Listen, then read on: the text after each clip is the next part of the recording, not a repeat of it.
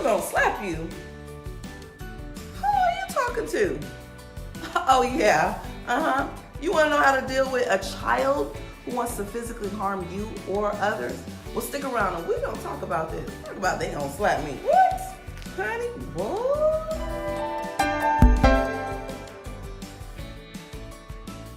Hey, welcome to Alive Learning Academy, your YouTube channel for tips, tricks, and training all in the area of caring for children. If this is your first time, no, if it's more than your first time and you've never hit that subscribe button, stop right now, hit the subscribe button.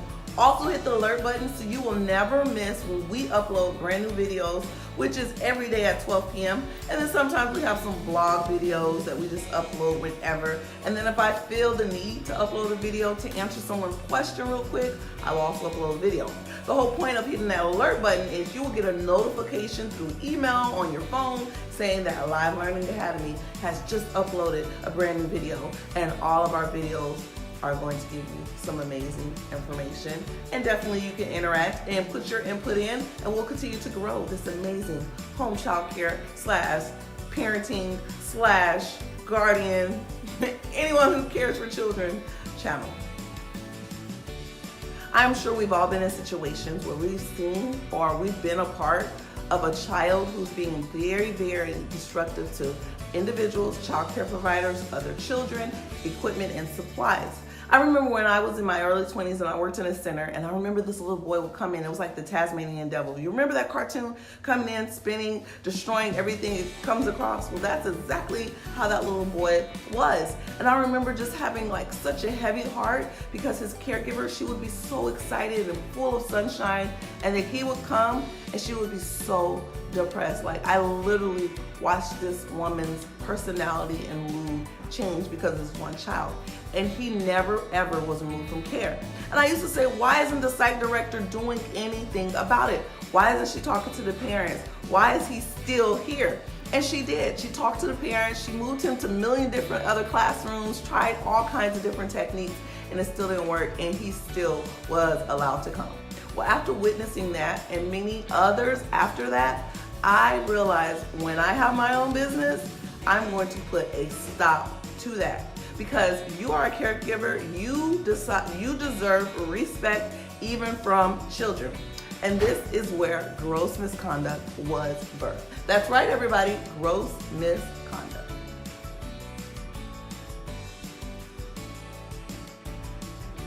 What is gross misconduct, you're saying, Sarafia? That doesn't make sense. Well, it's one of those HR terms that we use in like the world outside of daycare. And it's basically saying anytime an employee does something that's really excessive, comes in, fighting staff members, excessive drinking and doing drugs, that's like gross misconduct. That's like one of those things where we're not gonna count to 5. And no, that means you're out of there, okay? So when it comes to childcare, I have it in my policy handbook, and this is why it's part of the policy handbook series, is because parents need to know what will happen. Sometimes before a parent enrolls their child, they already know if their child is going to be a child that makes a lot of bad choices. Now remember, we don't call children bad, we call their choices bad. So they already know. So when you sit down and you tell them about your policy handbook and you point out that section, they will be able to see that, oh no, this is a zero tolerance home child care. They'll either move on and go somewhere else, or they'll be open and let you know what goes on with their child. Basically, gross misconduct when it comes to child care states this. Here in My Home Child Care, so you can put your name, my name for my child care is Welcome Home Child Care. We will communicate with you immediately if your child is frequently and deliberately causing harms to others and or is frequently and deliberately being destructive to our equipment and supply. This behavior is unsafe and will not be allowed. If the problem cannot be resolved after 2 documented communication sessions between parent and staff, we will ask that your child be removed from the center or at the home daycare. Now also keep in mind, there will be situations where a child will need to be immediately removed from care. If this happens, either way it goes, please remember that we do not provide refunds at all. Please make sure you read our refund policies. If you have any other comments, question, or concern, now will be the time to ask. I love putting that in there because Like I said, when I show parents this section, if a parent already knows their child is very destructive, they will reveal that to you.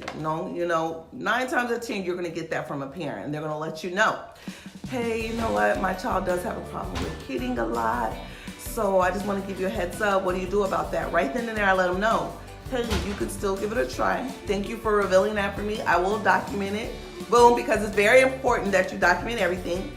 And so after you document it and you put it in there, you remind them, hey, if your child starts on a Monday and this behavior is something that I cannot manage, I will have to ask that your child be removed to another child care, and I do not give any refunds. So please keep that in mind, that we will try, but you do have the option right now to move and go try another home child care or a child care center.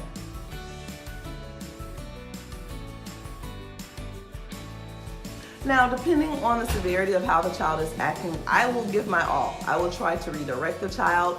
I will try to communicate with the child. But you have to remember, 9 times out of 10, when there are children who are extremely destructive, and I'm not talking about a medical condition, okay? I'm not talking about a medical condition. That's something that we can discuss in another. But if a child is extremely disruptive, the behavior is something that you have to remember, you have to protect yourself and your other children.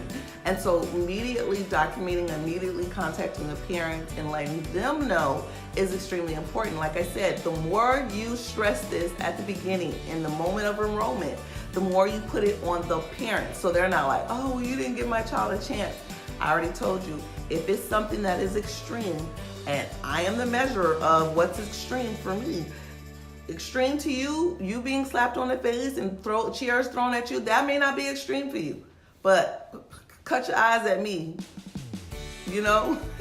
Just joking. But slap me, that's extreme, okay? Because my children don't slap me. Children in my care do not slap me. And again, depending on how it is, I will communicate with parents, because 9 times out of 10, it has a lot to do with parenting, okay? Because if it's not a medical, I want to make sure I stress that out, because there are some children that do have medical conditions that cause them to have behavior like that. But if it's not a medical condition, 9 times out of 10, it's a parenting thing. Because if you're allowing this to go on at home, and you're bringing your children to child care, and you're bringing them to school, and you're expecting everyone else to deal with it, that is not right. That is not my problem. I'm not going to make it my problem. I am not God. I cannot save everybody. I used to be that way. I had a child like that before, and many years ago, and I wanted to save him, and I felt like I wasn't a good Christian if I didn't give it my all, and I felt bad. But then I was stressed, and I was sad, and I was depressed, and I was actually questioning my calling. I was like, God, how can I be a child care provider and I don't even want this child? You know, what happened to No Child Left Behind? And God said, you are not God. You're not. You cannot save every single person. You can give your best, you can give your all, but that doesn't make you any less of a good person or a Christian, because you have boundaries. And I will have a video talking about child care provider boundaries. We have a right to have boundaries. So a lot of it has to do with parents. If you document one time and you talk to parents, you document that you've had a conversation, they said they'll work on it. If you also don't see them working on it, that is another red flag on the behavior is not going to change. And again, that is not your problem. Say it with me. It is not my problem. Again, it is not my problem. So you have to make sure you have healthy boundaries for yourself, for other kids in your care, and for your family, because they don't want you coming home, or they get home and you're clothes and you're all snapping on them because you're angry. Now, a lot of people say, well, what age group do you make this for? Clearly, if it's an 18-month walking, you know, because you have 18 months who walk, and my age group that I have at my home daycare, 18 months walking to 6-year-olds, it fits all of them. If you're 18 months and you're walking and you're excessively biting all the other children and you're biting me and you want to hit me, I will communicate to the parents. Still, just because a child is young doesn't make it right, because children do not have the right to put their hands on other people, and they need to know at a young age. If they understand that they're hitting and that it's causing harm to other people, then they do have to understand the consequences, or at least the parents, because again, you want to put this on the parents, not necessarily the child, because it's something that really has to be set at home, whether it's TVs taken away but a lot of it has to do with what goes on at home, and you don't want to make that your burden. Now, yes, we will talk about how some children who are young, they communicate through biting. That's how they sometimes communicate, but those children you can typically redirect. Those children have remorse. They feel bad if they bite their friend and you tell them, let's give them a hug. We use our teeth to eat. We use our hands to give hugs. We don't use our hands to be mean to our friends. And if you can redirect them and you can see that they have remorse, they feel sorry, and they are able to give hugs back to their friends, then that is a child you can work with. You can talk to the parents and you can work with them. But if you have a child that's biting, no matter how old they are, and you're trying to redirect them, and you've ever had a child, you try to pull them back and they're like, let me at them, let me at them, then you're like, okay, calm, soft touches, no. And they try to slap you and hit you, you're like, whoa, you ducking, you bombing and weaving, then again, those one of those children that you gotta go. Can't keep you, sorry, try my best. But no, it really is a serious thing, because if you don't have this in place, you will have stress, you will be burnout, and that can lead to other things coming from you, snapping on the kids, screaming on the kids, abusing the children. So again, you want to have healthy boundaries for yourself and to protect other children. Yes, when it comes to equipment, if a child does destroy equipment, I have had a child destroy a TV, threw a toy directly at the TV with the intention of breaking it. I do put it on the parent. I tell the parent they can replace the TV themselves, go to a pawn shop, or they can give me the money to replace the TV, and I will replace it. Now here's the thing, even though I have that part of my policy, I am fully aware that a parent can take their child, leave, and never come back, like the situation with the little boy who broke my TV. Here's the thing, I'm a woman of faith. None of this stuff on the world, not even my children, nothing here on this earth, I am going to lose my mind over. Does it hurt when people take advantage of you? Yes, it does. I'm still human. I will go through all the emotions, but at the end of the day, I will get on my knees. I will tell God, Lord, I forgive them, cover them with grace and mercy. I don't know what they're going through in their life. Does it make it right? No, but we have to be better people. And so for me, I try my best always to take the high road and just wash my hands of it. Now, if one day they would choose to come back and want to take care of whatever the child broke, that's great. But if not, I just let them know. I just release them from that so that they can continue to live their life, because ultimately, everything that I have, every person that is my life is from God. And so He will continue to always take care of all my needs, all this stuff, my house, my car, everything. Those things really do not mean the world to me. I have my salvation. That is something that can never be taken back. And when you have that peace, other stuff you can learn to just let go of. So don't go chasing after people. Don't go social media being a bully to them and talking bad about them. No, I don't go on sites and be like, watch out for this parent. This parent didn't pay me. This parent didn't pay for this toy they broke and this TV they broke. No, for what? Because God sees what you're doing, and that's really all that matters. You continue to be professional, and He will bless you. He will continue to pour out His blessing, whether it's good health, whether it's waking you up in the morning, whether it's you being in the right state of your mind, a lot of things. So continue to count your blessings every single day and let people just go, because again, you never know what they are going through in their life. And so I try really hard to play, it's called devil's advocate, flipping it, seeing how they feel, how they would feel. And so again, does it make it right? No, but who's the judge? Who's the author of right and wrong?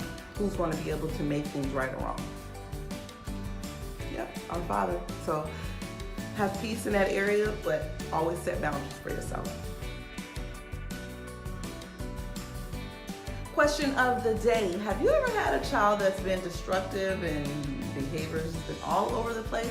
What did you do about it? Definitely, please share your comments below. Interact with us so that we continue to grow as a community. As always, like I tell you guys are amazing. This channel is not just for me, it is for all of us, so we continue to grow in the area of caring for children. Like I always tell you, like this video, make sure you share this video, and of course, learn from this video. I'll see you guys next time.